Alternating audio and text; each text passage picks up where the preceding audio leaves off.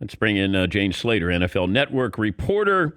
And you can see Jane on NFL Now today at 1 Eastern. Thursday Night Football continues this week with the Giants and Eagles on Fox NFL Network and Amazon Prime Video. Jane, thanks for joining us. First of all, explain to the audience what you first reported about the Cowboys and Mike McCarthy. Well, look, I think if you pop in the tape and you look at the effort and the confusion and guys playing out of alignment, particularly on defense, you start scratching your head and saying, where has been the drop off? Because for the most part, we're seeing very similar personnel from last year. Now, look, I want to cushion that by saying they had two of their starting corners on IR. They lost Gerald McCoy early in the season. DeMarcus Lawrence has seemingly disappeared from this defensive line.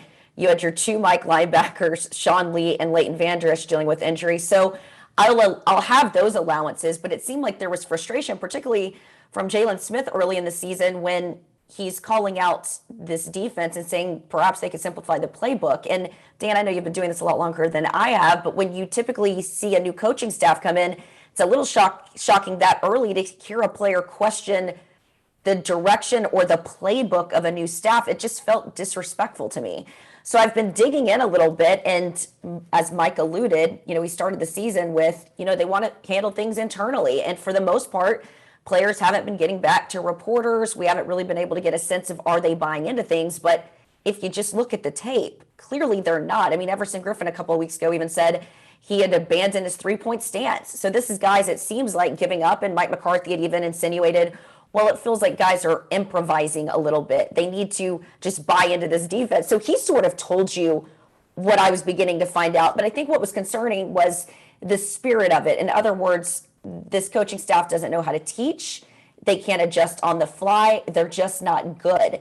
And when you hear those sort of things, that's concerning that you're 6 games in. I get the frustration. You've got 10 guys on IR. Then yesterday, Mike McCarthy tells us the backup left tackle to Tyron Smith had to go have minor surgery. Now I'm told that's going to be about 1 to 2 weeks. So that one hopefully won't be as severe. But you are down to the bottom of the barrel as it relates to this offensive line. And again, 10 guys ahead of that have been on IR starters.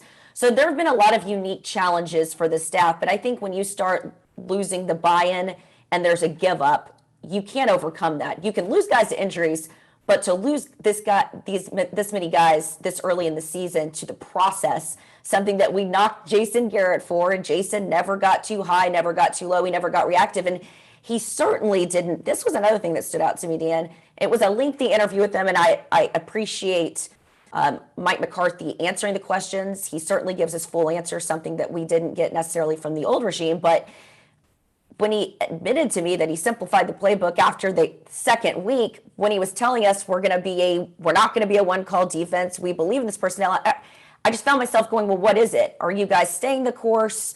Are you being reactive? This is a team that's used to a coaching staff that didn't get too higher, didn't get too low. It's just we're going to play our game. But then it sounds like you are being reactive. So I was a little confused by that yesterday. How many sources did you have? They were anonymous. Can you tell me how many?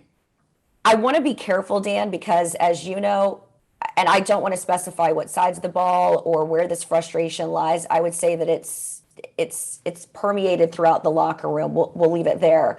But I know that with the new coaching regime, it could lead to guys not being here next year, punished. We saw it in the past. Guys like Alan Hearns have gone on the record and been frustrated about not getting the ball as it related to the receiving core, and then the ball didn't come to him. So I want to be very careful. I think it's also important to distinguish there are some egos on this team. Previous coaching staffs have talked about there would be a standard of coaching that would be set by Jason Garrett. Some coaches would try to implement that. And then some of these players would, in some cases, go over the head. And it was, go to the principal's office and they would sort of back the player. And that can be frustrating. So I think there's a couple of unique challenges that Mike McCarthy is dealing with. One, the condensed training camp. B, you're bringing in all these new coaches. You don't have the personnel you signed up for. And line item number 1, you're starting quarterback.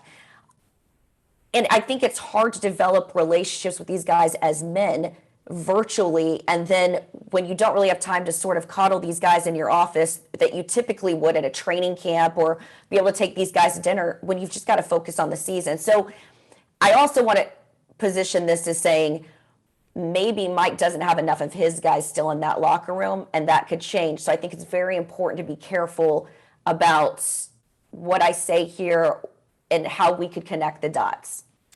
Jerry Jones is loyal to a fault. How loyal will he be with Mike McCarthy? I think the leash is long with Mike. I don't think the leash is long for Mike Nolan. If you talk to a lot of people in this league who've worked with Mike, the feedback is great guy, shouldn't be a defensive coordinator. A couple of people said they can't understand why the Cowboys didn't see that. Now, if you know Mike McCarthy and Mike Nolan's history, it makes sense. They worked together, obviously, in San Francisco. But if you go back and you look at that 2005 team, we're trending very much in the same direction here. So while you had Jerry say, I'm okay with Mike yesterday, and you've got Mike giving him the vote of confidence and saying that this is the defense they want, this is the direction they want to go, you could see some changes there. I've also heard that Dak Prescott has done a really good job of masking perhaps some of the deficiencies of Kellen Moore in his young career as an offensive coordinator. Does Mike start taking over the playbook at some point? It certainly gives him an out. In other words, after this season, you could say, well, you guys wanted Kellen Moore here. We let him call the plays. It didn't work. I'm going to take some more control after this season. So I think you've got to give Mike a chance. At least what he's saying to us is he's saying he's got an open door policy.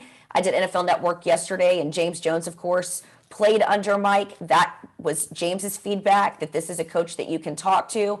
Maybe, again, because of the condensed season and not getting that opportunity to really gel with this new staff, players just haven't felt like they could. And given the timetable and the speed of this season, you haven't been able to fill that out. Also, you look at the NFC East, and you can win the NFC East. You can go to the playoffs and still have a bad year and still make it to the playoffs. But you also look at everybody else, and you can play subpar and get into the post. So it's really hard to assess how the Cowboys are. Hey, we made it to the playoffs. Yeah, but you were 7-9. Or we didn't make it to the playoffs, and the Eagles ended up. We had all these injuries. Like I don't know how you're going to give a grade to Mike McCarthy at the end of this first year. And I think that'll be a real challenge for Jerry, because this defense, I think, is going to get better. We can't get worse, right? But I think it gets better. I just don't know if the offense gets better. Because Zeke Elliott, I hated that second contract that he got. Amari Cooper, I don't want him for $10 million, let alone $100 million. And offensive line is a disaster. I got Andy Dalton as my quarterback. I don't know how you give out grades when this is all said and done. I think it's tough given the injuries. And look, injuries are never an excuse. It's the next man up. But there's not a lot of next men up when we start looking at depth. I talked about this season. It was sort of an embarrassment of riches when we looked at, they got CeeDee Lamb in the draft, and, they were able to, obviously, get Andy Dalton because of COVID, and what a backup he was. This is a bona fide starter in the league who's taken his team to the playoffs. And then you look at the defensive line, you said, look at Gerald McCoy, and you've got Everson Griffin and Aldon Smith. The reports are coming back strong on him. And now you look at this team, and it's just an embarrassment. And I think everybody is just fairly shell-shocked, and I think you're seeing fatigue and frustration. What I didn't see under the Jason Garrett regime was the lack of buy-in that I'm hearing. And I think that's what is probably the most concerning, not only to Jerry Jones and Steven at this point and the players, but probably to Mike. And Mike even conceded that yesterday. He's had a lot of sleepless nights because they're not improving in any areas right now. And so I appreciate him taking ownership. I appreciate him saying you've got to be careful about calling out professional football players. I appreciate him saying you've got to handle this as men. And so to the outside, it does seem like the sky is falling. I think the Cowboys just need to get past this year. And I think given some time to gel, I think Mike is the type of guy you want there. I always say this is a unique position. I went to the University of Texas, Dan, and we're looking at what's going on with Tom Herman down there.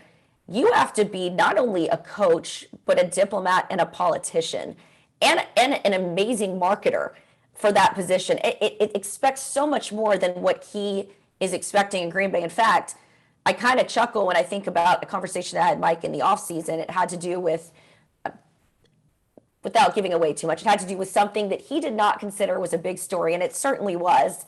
And I said to him, if the backup quarterback stubs his toe, that's a story in Dallas. Yeah. And so I think he's learning that, and I think his staff is learning that things are just magnified with the star on the helmet. Is Matthew McConaughey a professor at your alma mater? He's the minister of culture, Dan. The MOC on campus. He's the big MOC on campus. Exactly. What is minister of culture? I think he's the hype man. He makes Texas cool. He's a professor. I'd love to have continuing education and get in one of those classes. I used to work for Longhorn Network and got to do a couple of interviews with him on the sidelines. And, he would come up here and do stuff with the Rangers. And he's a lovely guy. I mean, the guy is as charismatic off camera as he is on camera. But Texas has certainly needed him in recent years to give them something to be excited about. We interviewed him, I think, the Fiesta Bowl. And he was on the sidelines. And like, he's so approachable. But he's so into the game. Like, don't bother me during the game. And I remember talking to him, and you just feel like a movie's going to break out. When you're around him, it feels like it's like he's in character. Rah, rah, rah. And then he'll just talk to you a little bit. And you go, how's that Sports Center? You like that? And you're like, yeah. I'm like, hey, is there who is Goldie Hawn's daughter's going to come out here? What's her name? Kate Hudson. She's going to come out and embrace him, and we're in a movie scene here or something. But you do expect him to break character at some point, and he doesn't. I was actually in college in '99 during the bongo incident. So, of course, he was just a local celebrity as a result. I mean, Dazed and Confused was obviously, before he was even the rom-com guy. Dazed and Confused is just so iconic because there's the Moon Tower and there's so many spots in Austin that was filmed in. But just feeling like he kind of felt like Austin, he was uniquely one of ours, is how you felt about Matthew McConaughey. And I think a lot of us appreciate that he didn't go all Hollywood on us and he returned to his Texas roots. Well, also, when I bring up he played bongos, he was naked playing bongos, and I think the police were called to his house and he was making too much racket. Like, he thought, this is my house. Like, what's the big deal? I'm naked playing bongos here. Like, you guys got the problem, not me. I'm not driving. There's an argument to be had there, Dan, to be fair.